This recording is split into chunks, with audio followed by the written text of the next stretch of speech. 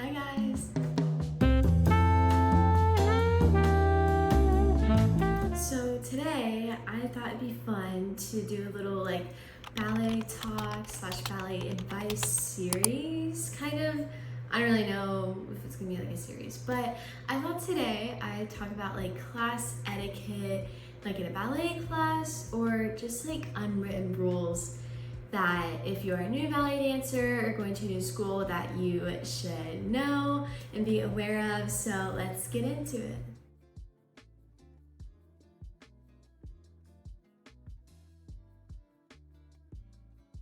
Okay, so I'm starting off strong with the bar spot etiquette slash what you should do when auditioning, going to a new school, etc.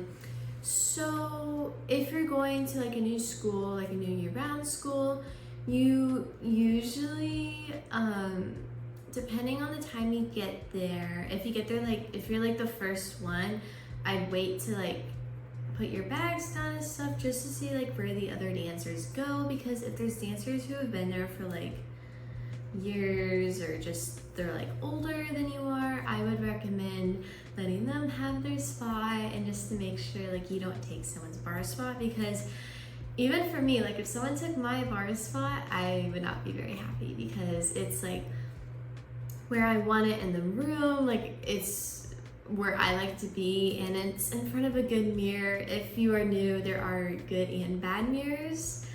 Ones that make you look skinny, and then ones that make you look like you're walking through a fun house, or just regular mirrors, and mine's in front of a regular mirror, so which is nice because at bar we're using the mirror to look at ourselves and make sure our technique is clean, and if we get corrections to see the difference.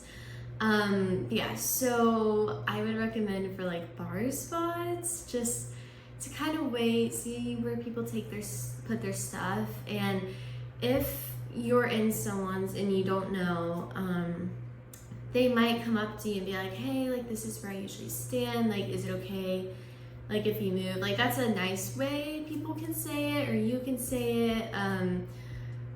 I've said that before, but that's usually how people are about it. If they're mean, oh, get out of my bar spot, I haven't dealt with that personally, so I don't really know. I would just move and not stand there again. But yeah, so make sure you let other people take their spots. And it depends on the school. My school I'm at, we're in the same studio every day, or the same two studios, so we have our bar spots, and usually you pick them the first day, and that's your spot throughout the whole year. But again, for everyone it varies.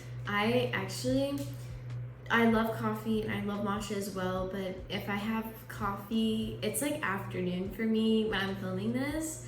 I think I actually would not be okay. I would not be able to go to bed tonight. So matcha is a little lighter and so good, and I also just, it's pretty.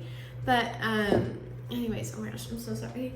But anyways, that is my advice overall on bar spots. So I'm gonna move on to the next thing. Okay, so usually after bar, it's center time, where you do combinations the teacher gives you in the middle of the floor away from the bar. And most of the time, since it's usually not bigger classes, but there's a lot of people, you'll go in different groups. So again, with the bar spot thing, if you're new, I would just watch to see where people go. Some people like to stand in certain spots for center work, and like to go in the first group, second group, third group, blah blah blah. Usually when I was new at the past schools I've been at, I would go in one of the last groups, right before the boys group would go, because usually they go very, very last, just to make sure I could see where everyone goes, because if you stand in someone and they want to go during that time, it's kind of center work, and so I just make sure there's an open spot you can go, and if that happens to be in the first group, you definitely should know the combination. But for center work, if it's just in the center, do that. Or if we're going across the floor, depending how many at a time it is, Usually, if it's 3 people, you'll be in like a triangle, like kind of 2 and then 1 in the back. And usually you definitely don't want to be the one in the back, because then you have to like go behind people, and if they don't travel enough, then you're just kind of stuck behind them. But if people are already in the 2 spots, you don't want to cut in front of them, so I just stay in the back. But if it's 4 at a time, then it's like 2 like this, like 2 in the front, 2 in the back. Usually we don't do 4 at a time, but if we do, and like with 3 at a time, I like to go in the front so I can see myself, and also I don't have to like worry about like hitting anyone or getting in anyone's way. But that's usually how center works. Yeah, so I just watch to see like where people go, what group they go in, so you know what group you can go in. But that's like my advice for center work / across the floor work. So now we're going to move on to like end of class, like teacher etiquette. So usually by the end of class, like when everyone's done, the combinations are done, everyone will go up to the teacher and you'll like curtsy and say thank you. It's just, I think when I was little, I was always taught to like do that, like go up to the teacher, like curtsy, say thank you, like give, like show them you have respect for them. Like I even, like at summer intensives, I do that, like literally everywhere, like everyone does it. I don't know how it works in like company life or second company, because I'm only 16, like I'm not there yet.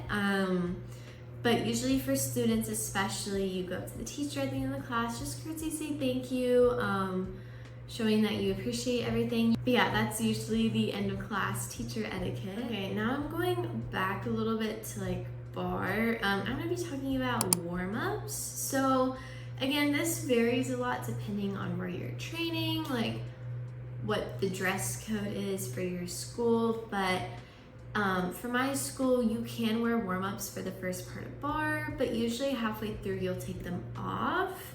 I personally do not wear warm-ups, or at least not normally unless it's like really cold, because I like to see my alignment. It's also like more helpful for the teachers to see your alignment so they can like correct you better.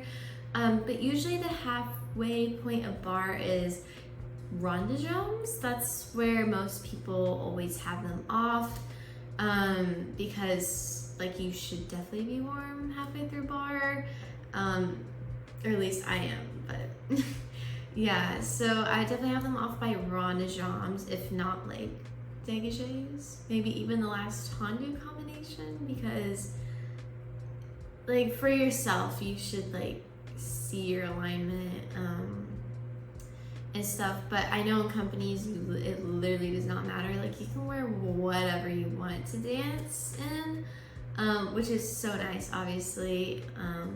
And at some schools, you can wear whatever you want. At my school, we wear black leotards Tuesday through Friday, and then we wear what like color, Leo, print, whatever we want on Saturday, because that's our schedule, Tuesday through Saturday. And then I have like some dance stuff I do on Monday where I wear whatever leotard I want. You can wear black tights over your Leo. I don't wear tights over my leotard because I just don't really like it that much. I don't know, I feel like it's cleaner with them under your leotard.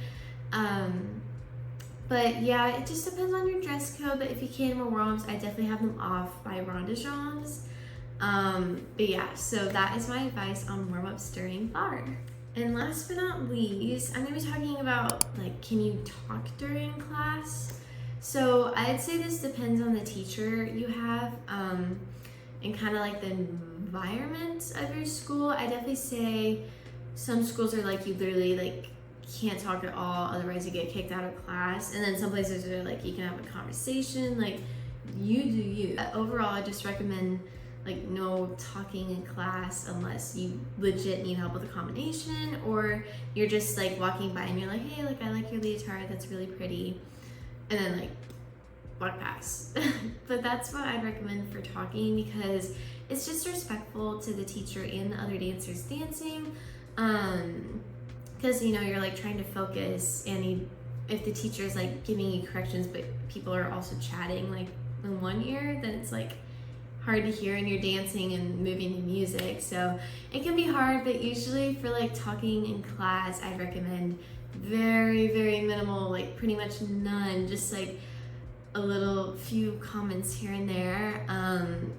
But yeah, that's my advice on talking in class. So I hope you guys enjoyed the little ballet talk, class etiquette, advice things. I just thought it'd be nice to like chat a little bit about it for anyone who was curious about it, or like new to dance, like going to a new studio, just like wondering like how you should like treat and take a ballet class. Those are like my biggest tips and advice on it. And I can definitely make more in this series. Just let me know in the comments below. But I hope you guys have a great day. Don't forget to like, subscribe, turn on post notifications, and follow me on Instagram. Bye guys.